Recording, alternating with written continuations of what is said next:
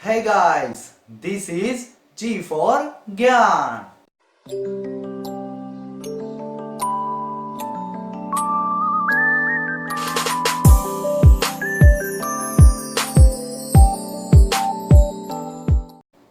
Guys, आपने अपनी life में कभी ना कभी एलर्जी के बारे में सुना होगा या शायद किसी को एलर्जी भी होगी, किसी को भी हो सकती है।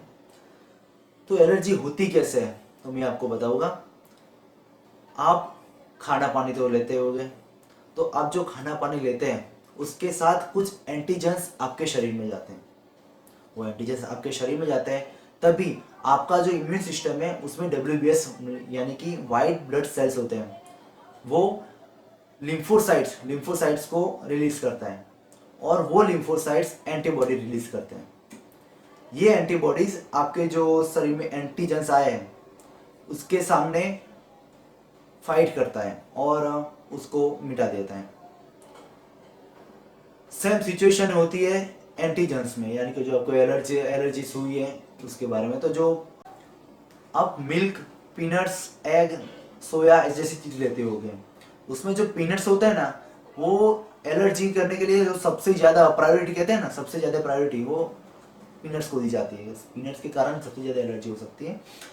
तो ये सब एलर्जेंस है, ये सभी एलर्जेंस है। ये एलर्जेंस मतलब आप जब मिल्क लेते हो या कुछ सोया लेते हो या पीनट्स लेते हो, तो ये सब एलर्जेंस आपके शरीर में जाते हैं, आपकी बॉडी में जाते हैं।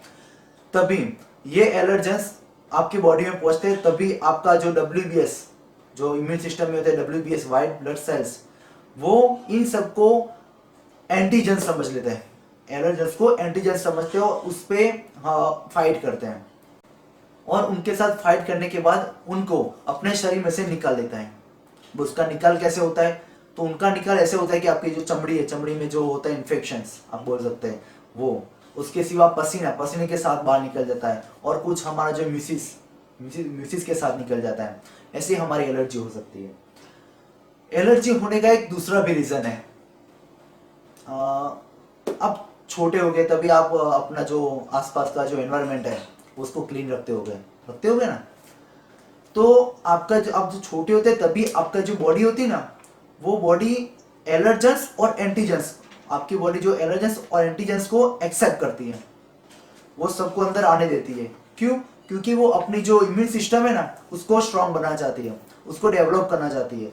लेकिन आप अपने जो छोटे बचपन में जो एनवायरमेंट उसको कुछ ज्यादा ही क्लीन रखते हो, तभी आपका जो इम्यून सिस्टम है वो जो एलर्जी करने वाले एलर्जेंस और एंटीजेंस उसको एक्सेप्ट नहीं कर पाता है।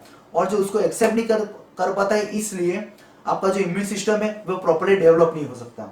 इसलिए आपको शायद 2 या 3 या 5 साल के बाद कुछ बाहर जाते हो, आपके पास आसपास जो पोल्यूशन वाला एनवायरनमेंट है, उसी एनवायरनमेंट में आपको एलर्जी हो सकती है। तो ये था दूसरा रीजन है गाइस। तो हम चलते हैं हमारे दूसरे टॉपिक पे, स्नीज। आप जब भी अपने घर में से बाहर निकलते हैं, आप देखते हैं सूरज के सामने ऐसे देखते हैं तो आपको छींक आ जाती है, ना? तो आपको लगता है ये छींक कैसे आती है? तो छींक आने के 3 रीजन है, स्नीज के 3 रीजन है। पहला रीजन ये है कि हमारा जो नोज है उस पर ट्रिगेमिनल नर्व्स होते हैं। ट्रिगेमिनल नर्व्स पे अगर सूजन आ जाए तो छींक आती है। अगर फॉर एग्जांपल आपको सर्दी हो जाती है ना, सर्दी जुकाम, तो ये ट्रिगेमिनल जो नर्व्स है उस पर सूजन आ जाती है। दूसरा रीजन ये है कि आप जब भी सांस लेते हो तो सांस के साथ डस्ट और पोलन आपके सांस के अंदर चले जाते हैं, सांस के साथ अंदर चले जाते हैं। तभी हमारा जो ट्रिगेमिनल नर्व्स है उसको पहचान लेता है, उसको पता चल जाता है कि नहीं, ये हमारे इम्यून सिस्टम के डैमेज कर सकता है इम्यूनिटी, तो वो उसको छींक के द्वारा बाहर निकाल देता है। और हमारा तीसरा रीजन ये है कि मैंने अभी बताया कि आप सूरज के सामने से देखते हैं तो आपको छींक आ जाती है। तो ये कैसे आती है? हम हमारी जो ये आंख होती है, आंख के ऑप्टिक नर्व्स होते हैं। तो ये ऑप्टिक नर्व्स और हमारे नाक के ट्रिगोमिनल नर्व्स, ये दोनों नर्व्स आपस में बहुत ही नजदीक होते हैं।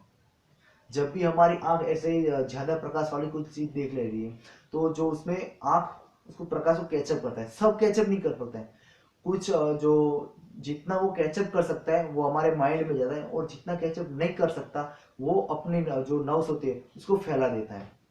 और अगर वो फैला दिया तो जो हमारे जो नाक के जो ट्रिगोमिनल नर्व्स होते हैं वो उसके पास में ही होते हैं, तो वो उसको कैचअप कर लेते हैं।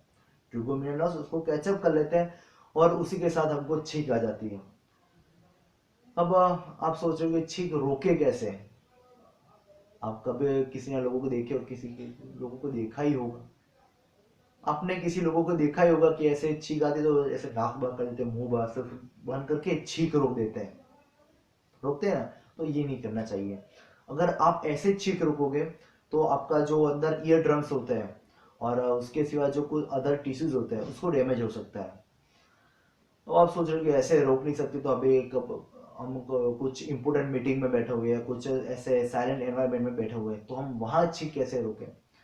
तो उसका रोकने का एक तरीका है कि हमारा जो ये होठ, उसको ऐसे जब जब भी छींक आती है तो इसको ऐसे दबाने का, ऐसे दबाओगे तो वो छींक रुक जाएगी। उसका कारण क्या है कि जो हमारे 20% ट्रिगोमिनल नर्व्स है वो यही होते हैं।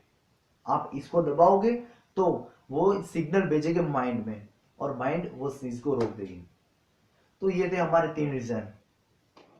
सो गाइस, ये था हमारा बायोलॉजिकल वीडियो। अगर आपको ये पसंद आया तो please like, share and subscribe and don't forget to press bell icon.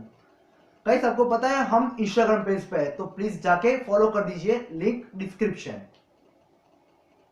और चलिए मिलते हैं नेक्स्ट वीडियो में। अरे हाँ,